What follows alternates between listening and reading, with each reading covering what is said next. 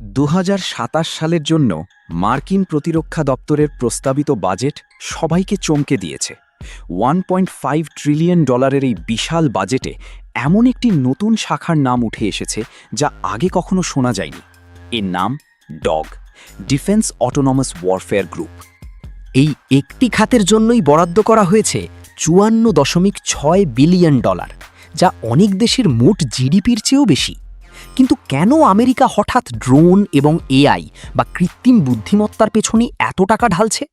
কেন বলা হচ্ছে যে এই বাহিনীটিই হবে ইতিহাসের সবচেয়ে প্রাণঘাতী সামরিক শক্তি?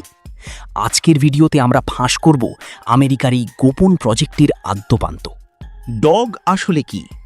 ডগ বা ডিফেন্স অটোনমাস ওয়ারফেয়ার গ্রুপ হল পেন্টাগনের এমন একটি সমন্বিত প্রোগ্রাম যা জল, স্থল এবং আকাশ সব বিভাগেই ড্রোন এবং কৃত্রিম বুদ্ধিমত্তার অপারেশন পরিচালনা করবে। এটি কোনো সাধারণ বাহিনী নয়। এর কাজ হল আকাশপথে ড্রোন, সমুদ্রের তলদেশের রোবটযান এবং যুদ্ধক্ষেত্রের রোবোটিক সিস্টেমগুলোকে একটি কেন্দ্রীয় এআই সফটওয়্যারের মাধ্যমে নিয়ন্ত্রণ করা।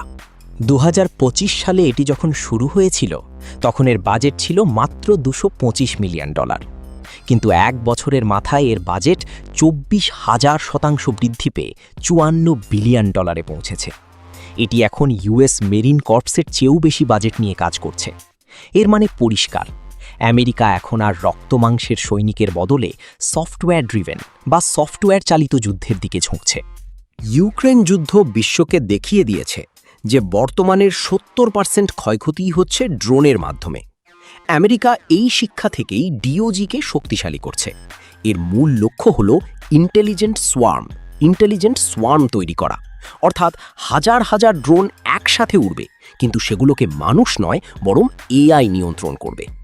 এই ড্রোনগুলো মানুষের চেয়ে দ্রুত সিদ্ধান্ত নিতে পারবে, লক্ষ্যবস্তু শনাক্ত করতে পারবে এবং একে অপরের সাথে যোগাযোগ করে শত্রুকে কুপোকাত করবে। একে বলা হয় মেশিন স্পিড ওয়ারফেয়ার, যেখানে সেকেন্ডের কয়েক ভাগের মধ্যে যুদ্ধ জয়ের সিদ্ধান্ত নেওয়া হবে। কেন এটি রাশিয়ার চেয়েও ভয়ঙ্কর? ইউক্রেন এবং রাশিয়া ইতিমধ্যেই নিজস্ব ড্রোন বাহিনী এসপিএস এবং ভিবিএস গঠন করেছে। এমনকি চীনও তাদের প্রতিটি সামরিক বিভাগে এআই যুক্ত করার জন্য ইন্টেলিজেন্টাইজেশন প্রোগ্রাম চালাচ্ছে। কিন্তু আমেরিকার ডিওজি প্রজেক্ট আলাদা, কারণ এটি সম্পূর্ণ সফটওয়্যার ফার্স্ট মডেল। পেন্টাগন এখন এমন এক সফটওয়্যার তৈরির পেছনে বিলিয়ন বিলিয়ন ডলার খরচ করছে, যা বিভিন্ন কোম্পানির তৈরি ভিন্ন ভিন্ন ড্রোনকেও একই সাথে কমান্ড দিতে পারবে।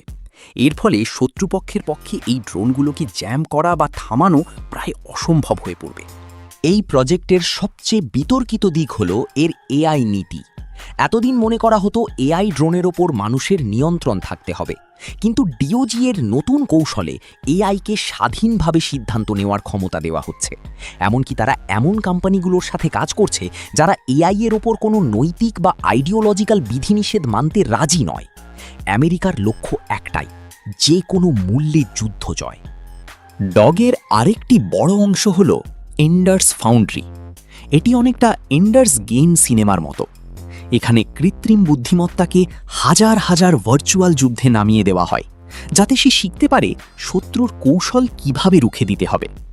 যুদ্ধক্ষেত্রে কোনো নতুন শত্রু প্রযুক্তি আসার মাত্র 4 থেকে 8 সপ্তাহের মধ্যে তার প্রতিষেধক বা কাউন্টার মেজার তৈরি করতে সক্ষম হবে এই সিস্টেম।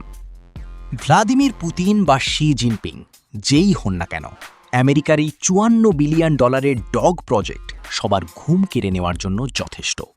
সাবেক সিআইএ ডিরেক্টর ডেভিড পেট্রাউস সতর্ক করেছেন যে শুধু ড্রোন কিনলেই হবে না, সেগুলোকে চালানোর মতো দক্ষ জনবলও লাগবে।